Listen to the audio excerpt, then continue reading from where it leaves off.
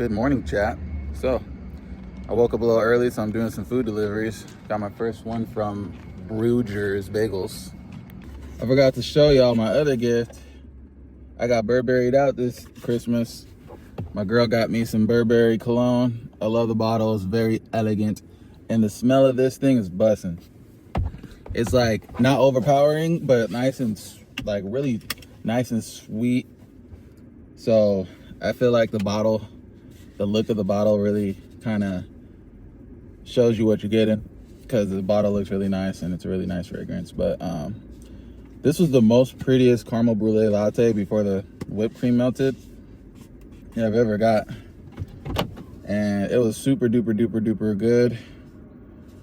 At first it wasn't coming out. I was like, and then it didn't really come out very fast, and I was like, you know what's going on? So I opened the lid. I see the whipped cream with the freaking caramel sprinkles on it. I was like, ooh, that's the first time I ever opened up a caramel brulee latte and it looked like that. All the other times it just like, you don't really see the whipped cream too much, you don't really notice it because you just start drinking and it comes out pretty quickly out of the spout. But this time I was like, what's backing it up? And I opened it, I'm like, woo, I never really noticed that there's that much whipped cream and caramel topping. That was really nice. But if you don't know, this is literally my only drink that I like from Starbucks, caramel brulee latte. Other than that, I probably, for my type of coffee, I feel like Better Buzz gets most of my business, and not because of all their drinks either, because their drinks are pretty mid too. Honestly, my favorite coffee is made from the coffee maker at my girlfriend's house, because she used to be a barista too. Was concerned when I finally got that bag. No was concerned when I was gonna get mine. If someone tries to take mine, I'm reaching for my waistline. I was never scared when I jumped up off that porch. I was never scared when they tried to kick my door. When did this happen? Every show I go to is at 7-Eleven now. Is 7-Eleven by Shell? This is my first complex that I ever lived in when I was a kid. My parents had their first kid in Orange County, and this is where I was born, at Sharp in San Diego near Kearny Mesa, and this is where I initially stayed before we moved into my Nana's house, where she basically let my dad live there. She let my dad live there because she didn't want them to move far away, because they were going to move far away to get their own house. But my Nana convinced them to be like, hey, live here. I'll give the house to you, Jeff, one day. Just, I want to be in my grandchildren's life. So, that was the attitude until, I guess, she refinanced. Then she tried to up the rent, even though the house is basically already paid off. Because back then the houses were cheap. It was only $22,000 for a new built house. Had a jacuzzi with a deck in the backyard, 3 bedrooms, 2 living rooms, nice sized kitchen, 2-car garage, a little less than an acre of land. Nice sized backyard, nice sized front yard. Brand new house in Mira Mesa, right next to Camino Ruiz. And the houses and scripts, or some of the houses and scripts, were only going for $1,000 more. And that was only in the 1970s. So, but yeah, this was where we were before that. And this place is called Carmel Terrace in Carmel Mountain. And basically, I have like old pictures in the picture box of us driving our little trikes around in front of the leasing office, in front of the little water fountain. I think there used to be a water fountain there. I didn't see it this time, but I'm pretty sure it's there still. But yeah, I guess I'm mostly from Mira Mesa, but I guess technically I'm from Carmel Mountain. Long story short though, we have no house to this day. Not one of us have a mortgage. The only person in the family who had something was my Nana and my grandpa, my grandpa lives in Reno and some estates and stuff, and on the top of the hill. He said he's almost done paying off his mortgage, but basically it's kind of interesting because his place, you need to get checked in by security at the front. There's like a guard before you enter the estate. So he's living pretty lavish out there. But that house in Mira Mesa was his house until he cheated on my Nana. And that's not funny, but and then he divorced her and she got the house, and then she was gonna give it to my dad if we stayed in San Diego so she could be in our lives. Long story short, like I said, something happened. She wanted to up the rent. My mom was not having it because she basically already paid the place off because they've been living there for like 7 years, paying her roughly $730 in rent. Yes, I said $730 in rent for a 3-bedroom, 2 living rooms, 1 nice sized kitchen, 2 baths, little less than an acre of land, front and backyard, 2-car garage for $700 and semi dollars. 7 something, or maybe 8 at one point, but yeah, they were paying that much for over 7 years, so they definitely paid the $22,000 because my grandpa didn't just give them the house right away either. So they definitely paid well over or damn near the whole mortgage off. No, they did pay the whole mortgage off. They just, what I mean by that is my grandpa probably paid part of it too while he was living there. But yeah, things happened and my mom was like, nope, we ain't doing that. Like, we ain't paying more in rent. If anything, we should have less rent because the mortgage should be well more than paid off by now. So she kind of, hold on, that was the story. So she kind of like moved, like she's like, all right, well, I'm gonna have to put it for sale if you guys don't, want to pay more. And she did. And she kind of snaked my parents low key, like, but at the same time, you can't say she snaked them because like they like to play the victim, but at the same time, keyword, 7 years for $730, like, it's not your mortgage to begin with. That's the main thing that people need to understand. Get your name on a mortgage, maybe you can have more leverage.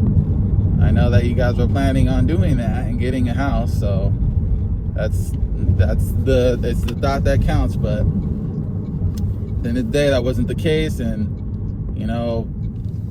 instead of just working with Nana, she's like over here like not even she can't even live in her condo anymore. So she had a condo on the 2nd floor. And she owned it, and she had to get rid of it because she couldn't go up the stairs anymore. And now she lives in like a retirement home with other old people. It's an actual house, but she's over there just she's fine, like she's good, low key, like.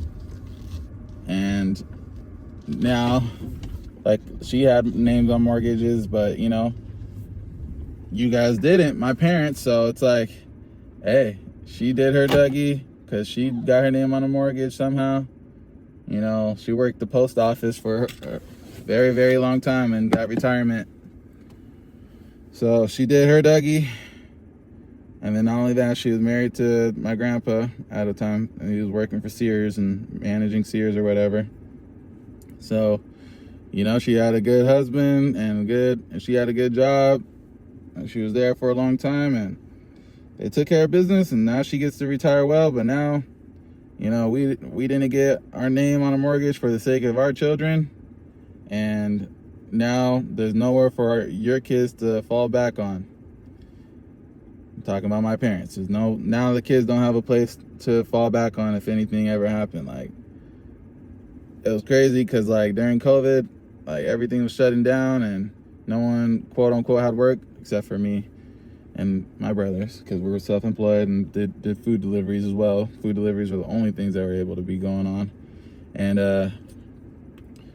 they weren't able to shut down our business because we weren't like a storefront, so we were service based. So yeah, we were good. But yeah, we had to like take that step back, and we're like freaking. Fortunately, my mom didn't want to work with my nana. She would have, I guaranteed, if she would have paid the more rent, my nana wouldn't be good for that house anyways. I mean, maybe she would have probably gave it to them. But I get it. You guys felt finessed. But now look who's really finessed. Like, that was such cheap rent. Like, you're not going to find any cheaper rent. The sucky part about it is my mom moved out and then moved into an apartment in Scripps. And we were all crammed in one room. And we were 3 freaking teenagers in high school. There's like a bunk bed and a bed on the side of the bunk bed. It was just like so claustrophobic. Like, and we're paying basically the same amount of rent that my nana was requesting. I think it was just an ego thing. But now, guess what? The lease ended at that Scripps Ranch apartment. And then they tried to up the rent because they just remodeled the place, like the outside of it. And they upped the rent. And then guess what? Bye. Like, you can't pay you don't want to pay the extra amount that we're requesting? All right, have a good day then.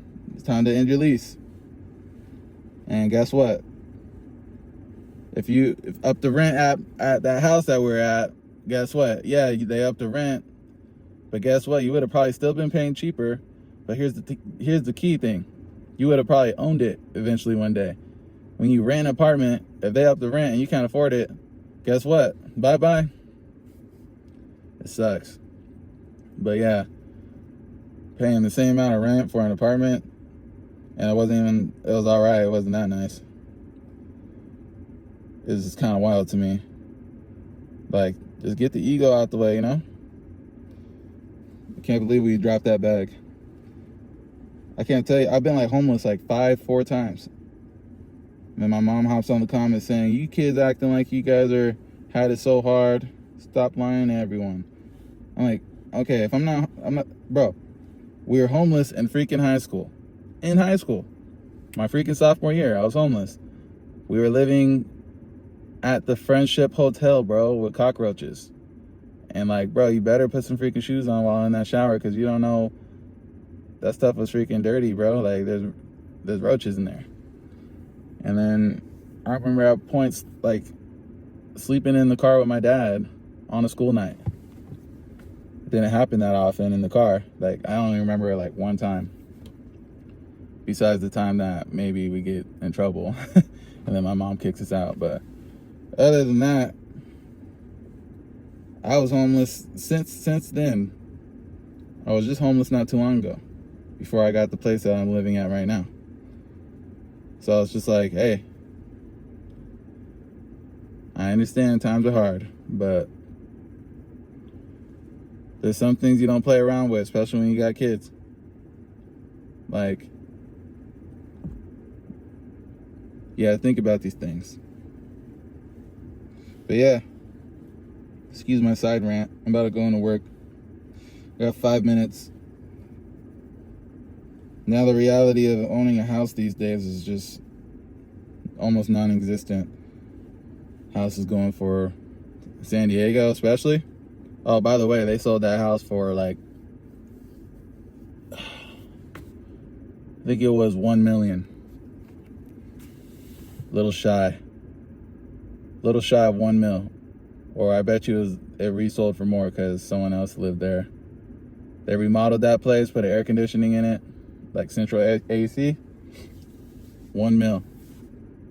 Like, does that even make sense, bro? Like, you buy a house for $22,000 and then it just goes up in value so much that you can just sell it for, you can live there, beat it down. All you need to do is remodel it and then you can sell it for $1 million. Yeah, those times no longer. 1970s, guys.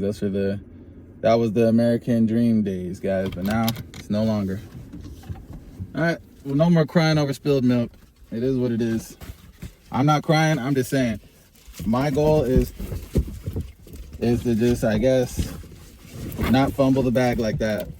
But luckily, I don't have kids, so even if I didn't ever get a house or whatever, and I have to rent and whatever, I hope I don't have to rent for my whole life. That would really suck. Hope one day the prices go down. But yeah, at least I won't have the kids looking at me like, yo, no place to call home.